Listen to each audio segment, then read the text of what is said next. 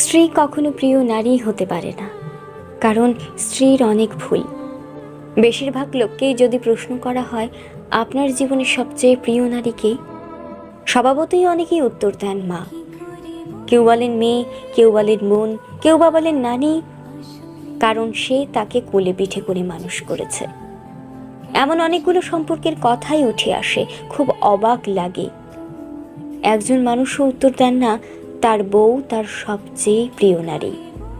আসলে বাঙালিদের সমস্যা, বউকে ভালোবাসি বললে মান সম্মান চলে যাবে, লোকে বউ পাগল বলবে, বউয়ের কাছে ছোট হয়ে যাবে, অথবা বাকি পুরুষদের সামনে হেডাম কমে যাবে।